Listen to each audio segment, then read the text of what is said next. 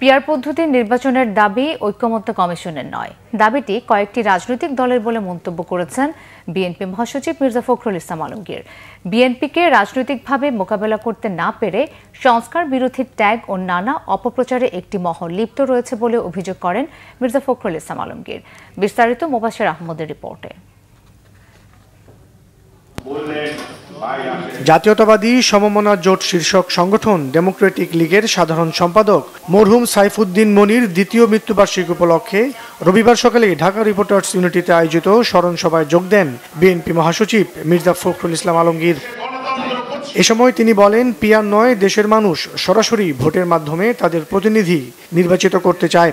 এখন তো একটা নতুন ধারণা, হঠাৎ করে যে ধারণা সম্পর্কে বাংলাদেশের মানুষের আদৌ কোনো ধারণাই নেই,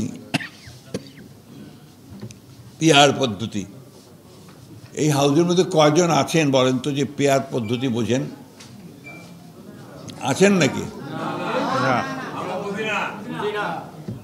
তো সেই পদ্ধতি তারা, যদিও সংস্কার কমিশন সেটা নিয়ে আসেনি, সংস্কারের যে যারা দায়িত্বে আছেন তারা আনেননি, কয়েকটি রাজনৈতিক দল সেই পদ্ধতি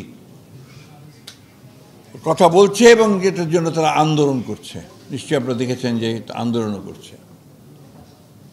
এর লক্ষ্য একটাই, সেই লক্ষ্যটি হচ্ছে যে নির্বাচনকে বিলম্বিত করা, নতুন করে বাংলাদেশকে জাগিয়ে তোলা ও গণতন্ত্র পুনঃপ্রতিষ্ঠার সুযোগ যেন হারিয়ে না যায় সেই বিষয়ে সতর্ক থাকতে দেশবাসীর প্রতি আহ্বান জানান তিনি। অভিযোগ করেন, কিছু দল বিএনপিকে নিয়ে বিভ্রান্তি ছড়াচ্ছে। এই কিছু সংখ্যক মানুষ আছেন, দল আছে যারা বিএনপিকে বিভিন্নভাবে দোষারোপ করার চেষ্টা করেছে, এখনও করছে।